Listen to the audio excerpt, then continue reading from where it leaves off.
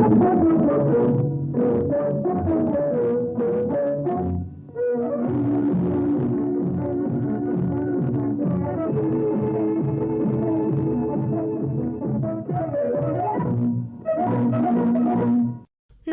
नमस्कार दोस्तांनो.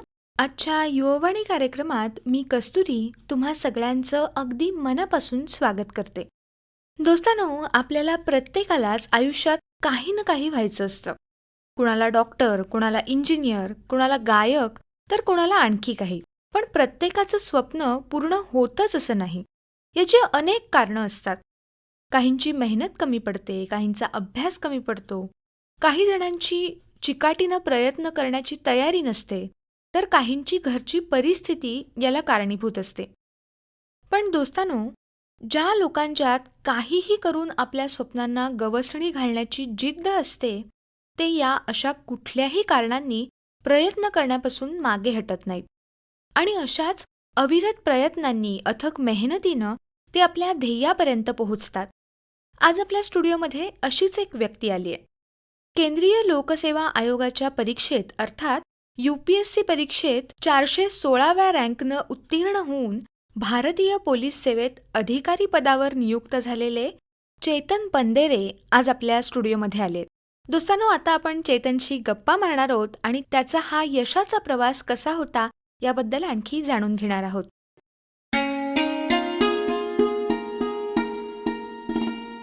चेतन, सगळ्यात आधी तुझं आमच्या या स्टुडिओमध्ये स्वागत.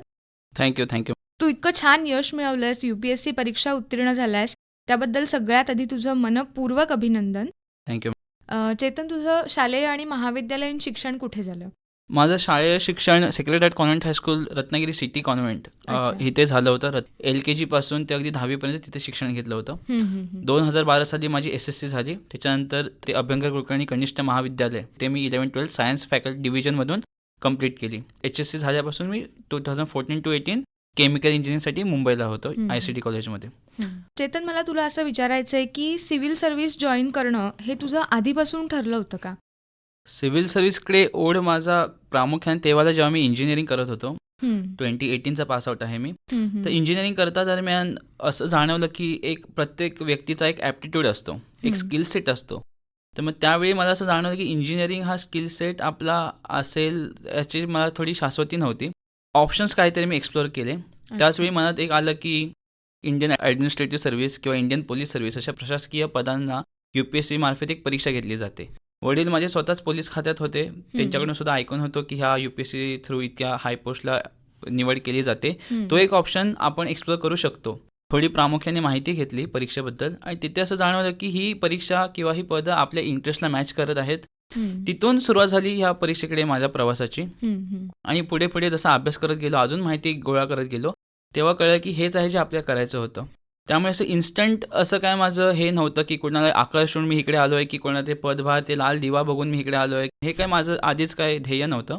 आपला इंटरेस्ट कुठे मॅच होतोय, काम करायचं तर कुठे करायचं, समाजासाठी काहीतरी मी काम करेन, रोज सकाळी उठून मला समाजासाठी काहीतरी करायचंय, या जिद्दीने आणि ह्या स्वप्नांनीच मी हे परीक्षेकडे आलोय. आणि हाच माझा इकडे यायचा निर्णय होता. थोडक्यात तू पर्सनॅलिटीचा विचार करून हा निर्णय घेतलेला आहे. हो, नक्कीच. मला सांग, ह्या परीक्षेचा पॅटर्न काय असतो, याच्यामधल्या वेगवेगळ्या स्टेजेस कशा असतात? UPSC सिव्हिल सर्व्हिसेस एक्झामिनेशन ही 3 स्टेजमध्ये घेतली जाते. पहिली स्टेज आहे प्रिलिमिनरी एक्झाम, तिला पूर्व परीक्षा असं म्हटलं जातं. 200 मार्काची एक 100 प्रश्नांची ऑब्जेक्टिव्ह क्वेश्चन असते, MCQ टाइप्स. एक प्रश्न असून त्याला 4 विकल्प दिलेले असतात. त्यातील अचूक निवडून अशी ही परीक्षेची स्टेज असते. त्यातून पास होणाऱ्यांना मुख्य परीक्षा मेन्स एक्झामिनेशनसाठी बोलवलं जातं.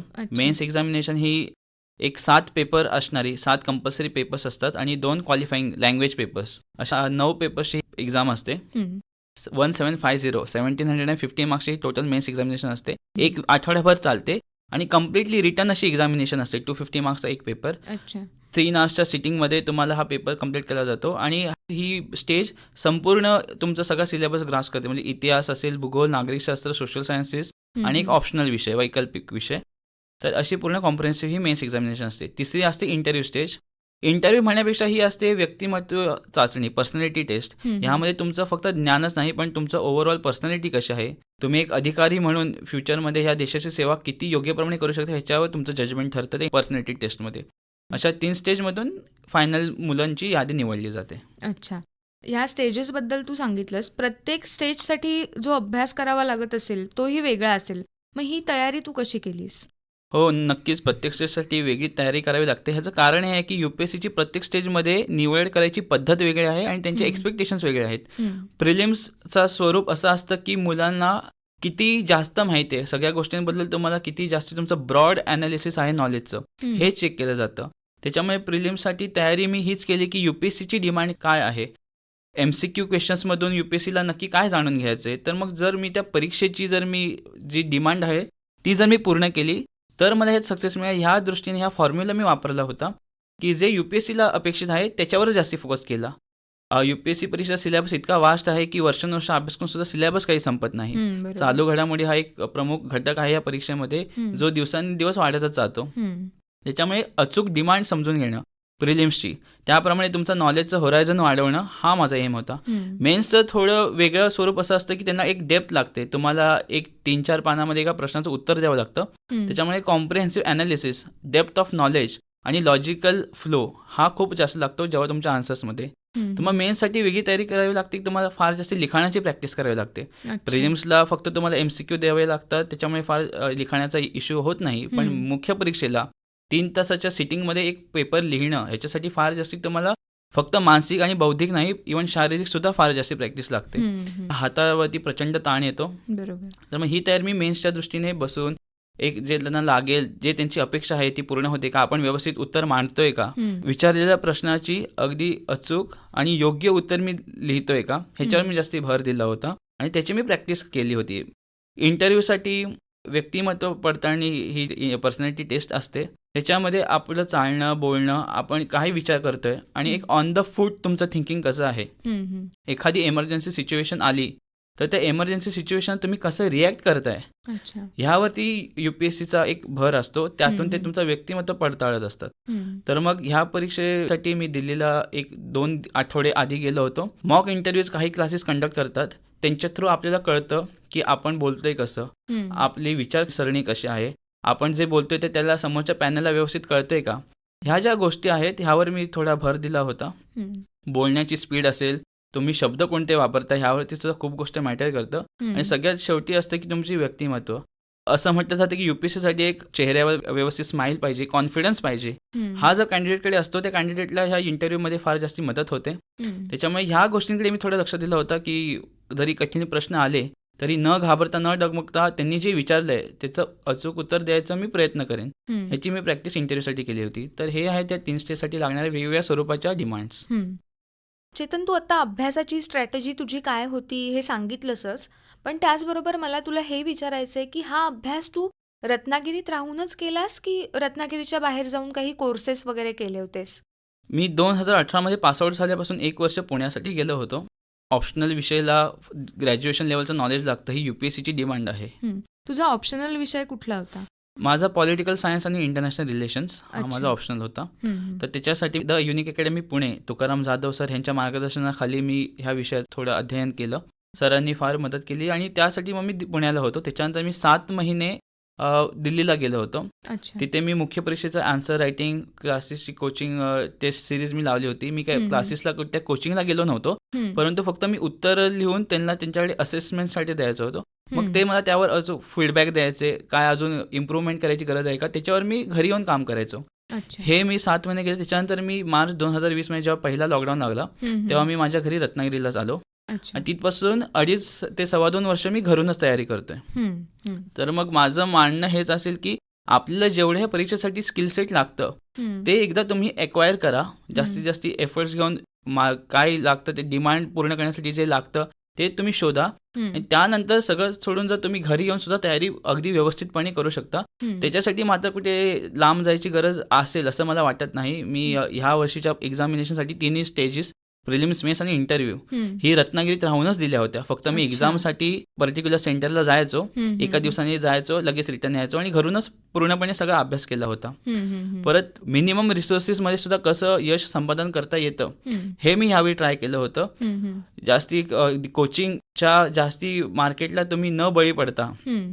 कमीत कमी पैशामध्ये किंवा जास्ती वेगवेगळ्या पुस्तकं वाचण्या किंवा अजून काही इतर गोष्टी वाचण्यापेक्षा हं. जे तुम्ही कराल ते अगदी इतक्या सटीकपणे करा, की जर तुम्हाला काही त्यातले विचार आला, तर तुम्ही अगदी व्यवस्थितपणे ते मांडू शकता, ते सांगू शकता आणि ते लिहू शकता.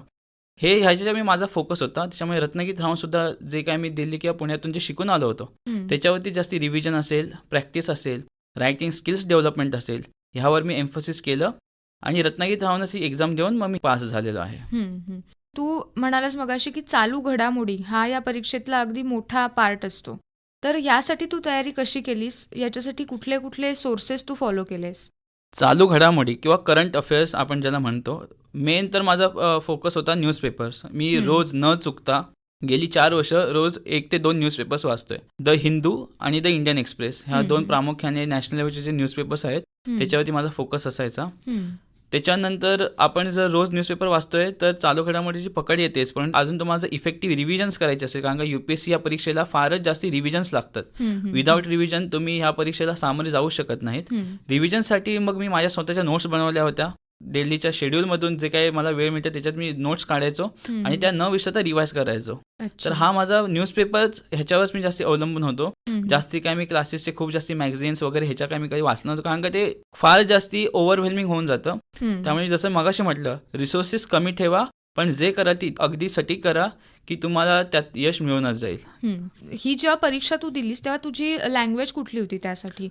माझ्या तिन्ही स्टेजमध्ये इंग्लिश लँग्वेज होती. अच्छा. आणि तू जे दोन्ही न्यूजपेपर सांगितलेस हे इंग्लिश आहेत, तर या वाचनाचा आणि या न्यूजपेपरमधल्या व्ह्यूजचा तुला तुझ्या परीक्षांमध्ये काही उपयोग झाला का? खूपच जास्त यूज झाला ह्या न्यूजपेपर्सचा. त्याचं कारण असं असतं की हे जे न्यूजपेपर्स एडिटर्स असतात किंवा जे एडिटोरियल्समध्ये जे रायटर्स असतात, हे फारच जास्ती अनुभव आणि एक्सपिरियन्स लोक असतात. त्याने मांडलेले जे व्ह्यूज असतात ते आमच्यासारख्या छोट्या वयाच्या किंवा जे UPSC एस्पिरंट्स असतात ह्यांच्यासाठी फारच जास्ती मार्गदर्शक असतात. काही अधिकारी असतात, काही वैज्ञानिक असतात, काही समाजसेवक असतात. ह्यांनी मांडलेले जे विचार आहेत ह्याच्यावरतीच आपल्या पुढे चालायचं असतं. तर मग ह्या उद्देशाने न्यूजपेपर तुमचं असं काम करतो की जे काय समाजामध्ये जे काही विषय चाललेले आहेत, काही कॉन्ट्रोवर्शियल असलेले विषय, त्या विषयावर सुद्धा काय विचारसरणी असली पाहिजे. एक आदर्श अधिकारी बनण्यासाठी जे तुमची विचारसरणी लागते ती आपल्या लेखांमधून कळते. एकाच विषयाचं सर्व कॉम्प्रिहेन्सिव्ह ॲनालिसिस आपल्या न्यूजपेपरकडनं कळतं. 2 ते 3 न्यूजपेपर वाचले तर प्रत्येक विषयाची वेगवेगळी अंग, वेगवेगळ्या बाजू आपल्या कळल्या जातात. आणि इंग्लिशमधून असल्याकारणाने आपली लँग्वेज डेव्हलपमेंटसुद्धा तितकीच होते, आपलं वाचनसुद्धा तितकंच वाढतं. त्याच्यामुळे न्यूजपेपरचा मला फारच फायदा ह्या परीक्षेला झाला आणि इन जनरल माझ्या आयुष्यात सुद्धा झाला. तू मगाशी म्हणालास की तू केमिकल इंजिनियर आहेस. केमिकल इंजिनिअरिंगचा अभ्यास हा खूप वेगळा असतो. तिथपासून UPSCचा अभ्यास, हे ट्रान्झिशन तुझ्या आयुष्यातलं कसं झालं आणि त्याच्यासाठी तू काय वेगळे एफर्ट्स घेतलेस? ट्रान्झिशनसाठी मी हे सांगेन की केमिकल इंजिनिअरिंग हा नो डाऊट एक फारच जास्ती नोवेल फील्ड आहे. फार जास्ती अपॉर्च्युनिटीज या फील्डमध्ये होत्या. परंतु जसं मी सांगितलं की मला स्किल सेटसाठी मी जेव्हा ऑप्शन्स एक्सप्लोअर केले तेव्हा UPSC हा माझ्या स्किल सेटला फार जास्ती मॅच झाला. त्याच्यामुळे ट्रान्झिशन करण्याला मला काय फार जास्ती वेळ नाही लागला, का मी केमिकल इंजिनिअरिंगवरून लगेच UPSC परीक्षेचा अभ्यास केला, पासआउट झाल्या आणि त्या दिशेनेच माझी वाटचाल सुरू झाली. किती अटेम्प्ट्स तू ह्या परीक्षेचे दिलेस UPSCचे? हा माझा दुसरा अटेम्प्ट होता. पहिल्या अटेम्प्टमध्ये मला पूर्वपरीक्षा क्वालिफाय नाही करता आली, काही थोड्या मार्क्स माझी राहिली, पण दुसऱ्या अटेम्प्टमध्ये मी 3 स्टेजेस क्लिअर करून सेवेत निवड झाली. खूपच छान. बऱ्याचदा असं होतं की विद्यार्थी जेव्हा अभ्यास करत असतात परीक्षेसाठी एखाद्या, तर त्यांना कोणीतरी एक असा माणूस त्यांच्या आयुष्यात असणं गरजेचं असतं की जो सतत मोटिवेट करत राहील किंवा तुझा ट्रॅक जो आहे अभ्यासाचा तो बरोबर आहे की नाही, योग्य दिशा देईल, अशी एक व्यक्ती प्रत्येक विद्यार्थ्याच्या आयुष्यात असणं गरजेचं असतं. तर तुझ्या आयुष्यात हा रोल कुणी प्ले केला होता?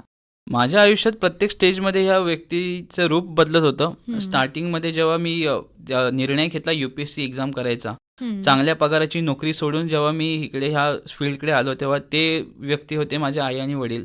दोघांनी मला फार सपोर्ट केला जेव्हा मी निर्णय घेतला चांगला जॉब सोडण्याचा आणि ह्या UPSC सारख्या अनप्रेडिक्टेबल रिस्की एक्झामिनेशनमध्ये पाऊल टाकायचा. तर त्यावेळी आई वडिलांनी सपोर्ट केला. नंतर जेव्हा मी कोचिंगला होतो, माझे मार्गदर्शक तुकाराम जाधव सर ह्यांनी त्यावेळी मला असं सांगितलं होतं की चेतन, ह्या परीक्षेमध्ये जे लागतं ते सगळं तुझ्यात आहे, हे मला पटलंय. आता फक्त हे तुला ह्या UPSCला पटवायचं आहे आणि हे जर UPSCला पटलं तर तू अधिकारी होशीलच. प्रत्येक स्टेजमध्ये सरांनी मला मार्गदर्शन केलं. प्रसंगी जेव्हा सर बिझी असायचे तेव्हा सुद्धा सरांनी वेळात वेळ देऊन माझ्या किंवा फोनवरती कॉन्टॅक्ट करून मला मार्गदर्शन केलेलं आहे. तर त्यावेळी ते सर माझे मार्गदर्शक होते. आणि जेव्हा मी परीक्षा देत होतो तेव्हा सर्वात इम्पॉर्टंट होते माझे मित्रपरिवार. माझे कॉलेजमधले मित्र होते जे सुद्धा माझ्याबरोबर एक्झामिनेशन देत होते. मी रत्नागिरीतून राहून प्रिपेअर करत होतो, त्याच्यामुळे एकटं वाटायचं, कारण का मला कधी कधी हा प्रश्न पडायचा की आपण जे करतोय ते योग्य करतोय का. कधी कधी असं होतं की आपण असं गोष्टी एखादी हाती घेतो, ती करतो, पण नंतर कळतं की आपण चुकीच्या दिशेने चाललोय. त्याच्यामुळे एक क्रॉस चेक करायचा माझा नेहमी एक उद्देश असायचा. म्हणून मी मित्रांशी फोनवर बोलायचो, जे दिल्लीला तयारी करत होते. त्यांच्याकडून मी हे जाणून घ्यायचो की आपला ट्रॅक व्यवस्थित आहे का. प्रसंगी मी टेस्ट द्यायचो स्वतःसाठी, स्वतःला ॲनालिसिस करायला की आपण योग्य जातोय का. तर मग ह्या सगळ्या क्रॉस चेकच्या मी गोष्टी केल्या आणि त्यावेळी मला मित्र माझे होते, त्यांनी मला सहकार्य केलं.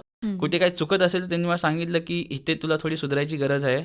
तर मग अशा वेगवेगळ्या व्यक्ती वेगवेगळ्या रूपाने माझ्या आयुष्यात आल्या आणि त्यांनी मला हा मार्ग दाखवला. अच्छा.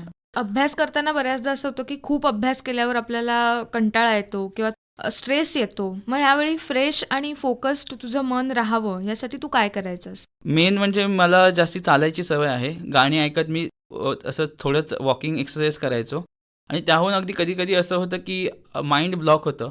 सातत्याने जर तुम्ही तासनतास अभ्यास करताय तर एका पॉईंटमध्ये थोडं माइंड फार फटीग तयार होतो. त्याच्यासाठी मग मी गाणी ऐकायचो आणि कधी-कधी मग YouTubeवरती काही फनी व्हिडिओज असतील. कॉमेडी हा विषय मला फार जास्ती आवडतो. तर मग आपल्या मराठी भाषिक असेल, हिंदी भाषिक असे काही शोज जे कॉमेडी असतील ते मी पाहायचो. आणि त्याचा फायदाही मला असा झाला की जेव्हा मी UPSC इंटरव्ह्यूला होतो, तिथे मला विचारलं गेलं की चेतन तुला कॉमेडी बघायला आवडतं का. तर मी हो बोललो. मग कॉमेडीचा आणि प्रशासनाचा काय संबंध असू शकतो. अच्छा. तर मग तिथे मला ह्याचा मदत अशी झाली की मी त्यांना सांगू शकलो की कॉमेडीने जेव्हा एका माणसाचं माइंड रिलॅक्स होतं तेव्हा एक अधिकारी अजून योग्य निर्णय घेऊ शकतो. स्ट्रेसमध्ये घेतलेले निर्णय कधी कधी समाजासाठी किंवा स्वतःसाठी हानिकारक ठरू शकतात. पण त्याव्यतिरिक्त जर माइंड कॉमेडीने जर एका अधिकाऱ्याचं सुद्धा माइंड रिलॅक्स होत असेल तर तो समाजासाठी अजून चांगलं काम करू शकेल आणि असं मला वाटतं. त्यामुळे मी कॉमेडी पाहतो. तर मग ह्याचा मला फारच जास्ती फायदा झाला ह्या विरंगुळ्याचा. विरंगुळा करण्याचं सुद्धा एक लिमिट असतं. हे मला मुलांना सांगायला आवडेल की आपण लिमिट ठरवावी आणि त्या लिमिटमध्ये जर थोडं फ्रेश राहिलात तर ते तुमच्यासाठी सुद्धा खूपच चांगलं आहे. परंतु एका लिमिटमध्ये जे मी पाळली. इंटरव्ह्यूबद्दल तुझ्या आपण बोलत होतो. तर इंटरव्ह्यू दरम्यान तुला काही असे ट्रिकी प्रश्न विचारले गेले का, की जे तुझ्या शैक्षणिक फील्डपेक्षा वेगळ्या विषयांवरती होते किंवा काही ऑन द स्पॉट सिच्युएशन्स असू शकतात त्याच्यावरती होते, असे काही ट्रिकी प्रश्न होते का? हो, सगळ्यात मूळ म्हणजे मी केमिकल इंजिनिअर असल्यामुळे मला UPSC पॅनलकडून असा प्रश्न विचारला गेला की चेतन तू एक केमिकल इंजिनियर आहेस. आपल्या इंडियामध्ये केमिकल इंडस्ट्रीला फार जास्त विरोध होतो. ह्याचं कारण काय असू शकतं. तर मग हा अचानक प्रश्न होता. तर मग मला उत्तर तर मी दिलं, कारण का मी रोज न्यूजपेपर वाचतो, समाजात जे चाललंय ह्याच्या मी अवेअर होतो. त्याच्यामुळे मी सांगू शकलो. अजून असा मला विचारला गेला की NCC माझं शाळेमध्ये होतं. तर मग NCCतून काय शिकलास आणि जर तू ते जे काही शिकलायस त्याचा प्रशासनात कसा तू उपयोग करू शकतोस. तर मग असे सिच्युएशनल बेस्ड क्वेश्चन्स ते फार विचारले जातात. तुम्हाला एक टेन्स सिच्युएशनमध्ये तुम्ही कसे रिॲक्ट करता हे UPSC पॅनल वारंवार चेक करतच असतं. त्याच्यामुळे तो एक अचानक असे प्रश्न होते जे माझ्या रेग्युलर अभ्यासापेक्षा थोडे वेगळे होते. चेतन, जर आपण आजूबाजूला बघितलं तर आपल्या कोकणातली फार कमी मुलं अशा कॉम्पिटिटिव्ह एक्झाम्समध्ये सहभागी होतात. तर तुला काय वाटतं, ह्याचं नक्की काय कारण असू शकेल? मूळ कारण मला असं वाटतं की आपल्याकडची मुलं, ह्या कोकण प्रदेशातली मुलं फारच जास्त हुशार आहेत आणि हा माझा वैयक्तिक एक्सपिरियन्स सुद्धा आहे. परंतु एकच गोष्ट जी मला फार खटकते ती आहे की मुलांची रिस्क टेकिंग अबिलिटी फार जास्ती कमी मला दिसायला येते. त्याचं कारण असंही असू शकतं की आपल्या प्रदेशातून अजून तितके अधिकारी बाहेर पडले नाही आहेत किंवा असे झळकले नाही आहेत जेणेकरून मुलांना मोटिवेशन मिळेल. आपल्या समाजासाठी ते लोक काम करत असतात, अधिकारी काम करत असतात, पण ही आपल्या कोकण क्षेत्रात, कोकण प्रदेशात थोडी कमी बघायला मिळते. तर हे मूळ कारण आहे. त्याच्यानंतर फार जास्त कोकणातली मुलं सेफ खेळायला बघतात असं मला पर्सनली वाटतं. त्याच्यामुळे मला सुद्धा जेव्हा मी नोकरी सोडायचा निर्णय घेतला, नोकरी जॉईन नाही करायचा निर्णय घेतला, त्यावेळी रिस्क फार जास्ती होती आणि UPSC ही फार अवघड परीक्षा मानली जाते. याच्यामध्ये यश मिळेल आणि जर नाही मिळालं तर काय करायचं, ह्या भीतीने मला वाटतं बरीचशी मुलं ह्या प्रशासकीय सेवेत या परीक्षेत UPSC MPSCकडे येत नाहीत. पण ही भीती सोडली पाहिजे. थोडं रिस्क घ्यायलाच पाहिजे. या अवघड परीक्षा असल्या तरी सुद्धा मला वाटतं पुढे यायला पाहिजे. जॉब मित्रांनो आपल्याला मिळतच राहतो. आपण ह्या परीक्षा आपल्याला फार जास्ती अवेअर बनवतात, पर्सनॅलिटी आपली डेव्हलप करतात. पण थोडी रिस्क टेकिंग अबिलिटी घेतली आणि योग्य मार्गदर्शन जरी आपल्या मुलांना मिळालं तर आपली मुलं सुद्धा काही कमी नाहीत. कोकणात फारच जास्ती टॅलेंट आहे असं मला पर्सनली वाटतं आणि मी सुद्धा ही रिस्क घेतली. मी मेहनत केली, प्रचंड मेहनत केली, एकदा अपयश देखील भोगलं. परंतु न डळमळता जी मी या दिशेने जे प्रवास केला त्याचाच फळ म्हणून मला ही यश मिळालंय असं मला वाटतं आणि हेच मी माझ्या मित्रांना सांगेन. तू काय सांगशील अशा सगळ्या मुलांना की ज्यांच्याकडे टॅलेंट आहे पण ते ह्या परीक्षांसाठी तयारी करत नाहीयेत? मी त्यांना हे सांगेन की सगळ्यात आधी स्वप्न बघा मित्रांनो. कारण का स्वप्नापेक्षा जास्ती पॉवरफुल ह्या दुनियेत काहीच गोष्ट नाही. त्यामुळे स्वप्न बघा सगळ्यात आधी. आणि जी मुलं स्वप्न बघतात त्यांनी हे सत्यात उतरवण्यासाठी एक कष्ट करायची तयारी ठेवावी. सुरुवात मी असं म्हणेन की UPSCच्या बद्दल मी सांगेन. जर तुम्हाला UPSC सारख्या परीक्षेकडे जर यायची इच्छा असेल तर सुरुवात मित्रांनो करावी मानसिकतेपासून. अभ्यास हा नो डाऊट एक इम्पॉर्टंट गोष्ट आहे या परीक्षेत, परंतु अभ्यास ही मी असं मानतो की सगळ्यात शेवटची गोष्ट आहे. प्राथमिकता येते ती मानसिकता. स्वतःची मानसिकता मी सांगेन मित्रांनो इतकी कणखर करा की परिस्थिती कितीही वाईट असली, कितीही डगमगलो आपण, तरी सुद्धा न थांबता सातत्याने जो विद्यार्थी अभ्यास करू शकतो त्याला यशापासून कोणीही थांबवू शकत नाही. दुसरी तयारी मी असं सांगेन की परीक्षा पद्धत. वेगवेगळ्या परीक्षा वेगवेगळ्या पद्धतीने घेतल्या जातात आणि प्रत्येक परीक्षेची एक स्पेसिफिक डिमांड असते. तर आपण जी परीक्षा देत आहोत त्या परीक्षेची जी डिमांड आहे त्याच्यावरती रिसर्च करा. कोणीतरी सांगितलं की हे पुस्तक वाच, पुस्तक उचललं आणि आपण अभ्यासाला सुरुवात केली, असं मला वाटत नाही की कुठल्या परीक्षेत आपलं यश मिळू शकतं. परीक्षेची अचूक डिमांड जाणल्याशिवाय आणि जोपर्यंत आपण त्या डिमांडला पूर्ण करत नाहीत तोपर्यंत आपल्याला सक्सेस मिळू शकत नाही. तर माझ्या मित्रांना हे सांगणं आहे, स्वप्न बघा, मानसिकता अगदी दृढ निश्चय ठेवा आणि त्याच्यानंतर परीक्षा पद्धतीचं अचूक ज्ञान तुम्ही प्राप्त करा आणि एक स्ट्रॅटेजी बनवून प्लॅन बनवून त्याला इम्प्लिमेंट करा. तर ह्या जर तुम्ही स्टेजेस फॉलो केल्यात तर तुम्हाला ज्या काही परीक्षा द्यायच्या, जे काही क्षेत्र तुम्ही निवडलंय त्यामध्ये तुमचं नक्की तुम्हाला सक्सेस मिळेल. चेतन, तू हा जो निर्णय घेतलास की नोकरी जी चांगली मिळत होती ती नोकरी सोडून तू UPSC परीक्षा द्यायला गेलास, त्यावेळी तुझ्या पालकांचा सपोर्ट कसा होता आणि ओव्हरऑल जे असे सगळे विद्यार्थी आहेत की जे ही परीक्षा देण्याचा विचार करतात त्यांच्या पालकांचा ह्याकडे बघण्याचा दृष्टिकोन कसा असावा असं तुला वाटतं? विद्यार्थ्याच्या यशामध्ये जेवढा विद्यार्थ्याचा वाटा असतो त्याहून जास्ती तर त्याच्या पालकांचा, आई वडिलांचा वाटा असतो असं मला वाटतं. त्याचं कारण असंच असतं की जेव्हा एक विद्यार्थी आपल्या स्ट्रगलिंग फेजमध्ये असतो, कॉम्पिटेटिव्ह एक्झाम्स असतील, तेव्हा एखाद्या पालकांची जर सपोर्ट सिस्टीम असते फार जास्ती असते. कारण का मी सुद्धा ते दिवस बघितलेत जेव्हा आई वडिलांचा मला फार सपोर्ट लाभला. अपयश मिळाल्यानंतर सुद्धा तर माझे आई वडील तर फारच स्ट्रॉंग होते. मला ते सातत्याने सांगायचे की काही होत नाहीये, एक अटेम्प्ट नाही झालं आपण 2 देऊ, 2 नाही झालं आपण 3 देऊ, 3 नाही झालं 4 देऊ. हे जे सपोर्ट सिस्टीम असतं हे मला वाटतं फारच जास्त इम्पॉर्टंट आहे. मी माझ्या मित्रांशी जेव्हा चर्चा केली तेव्हा मला असं त्यांच्याकडून ऐकायला मिळालं की त्यांचे पॅरेंट्स असे म्हणायचे की जॉब भेटलाय तर जॉब घे, हे काय करायची गरज नाही आहे. तर ही जी स्टेबिलिटीची जी आई वडिलांची थोडी त्यांचा जो हट्ट असतो त्याच्यामुळे मला वाटतं की पॅरेंट्सनी सुद्धा थोडं फुल्ली एक्सप्लोर मुलांना करू द्यावं. आपल्याकडे असं म्हटलं जातं की शिवाजी जन्मावा आपण शेजारच्या घरात, पण मला हे सांगावं लागतं की जोपर्यंत जिजाऊ येत नाही तोपर्यंत शिवाजी सुद्धा जन्माला येत नाहीत. त्यामुळे पालकांनी आपल्या पाल्याचे जिजाऊ व्हायला पाहिजे. आपल्या मुलांना शूरवीर बनवून त्यांना ह्या गोष्टी फेस करायची ताकद दिली पाहिजे आणि पालकांनी फार जास्ती सपोर्ट त्यांच्यासाठी केला पाहिजे. असं म्हणजे मी आवाहन करेन सगळ्या पालकांना की तुम्हीही घाबरू नका, मुलांनाही घाबरू नका, त्यांना हिंमत द्या, त्यांना धैर्य द्या. खरंच खूप छान विचार आहे हा. चेतन, तू इथे आलास आणि इतकी छान माहिती दिलीस, इतकं छान बोललास आमच्या सगळ्यांशी, त्याबद्दल तुझे आधी खरं तर मनापासून आभार. आणि तुझ्या सगळ्या फ्युचर प्लॅन्ससाठी, तुझ्या पुढच्या वाटचालीसाठी तुला आमच्याकडून खूप खूप शुभेच्छा. Thank you so much.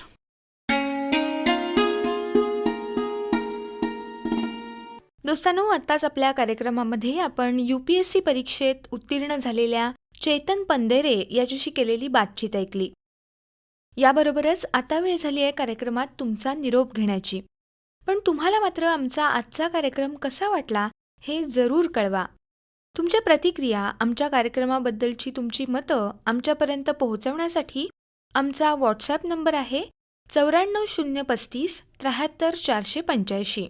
नंबर पुन्हा एकदा 9403573485. तसंच तुम्ही आमच्या फेसबुक पेजवर सुद्धा तुमच्या प्रतिक्रिया आमच्यापर्यंत पोहोचवू शकता. आणि अर्थातच पत्र पाठवून सुद्धा तुमची आमच्या कार्यक्रमाबद्दलची मतं आम्हाला सांगू शकता. पत्र पाठवण्यासाठी आमचा पत्ता आहे आकाशवाणी रत्नागिरी केंद्र, डॉक्टर J.श्याम केळकर मार्ग, थिबा पॅलेस, रत्नागिरी.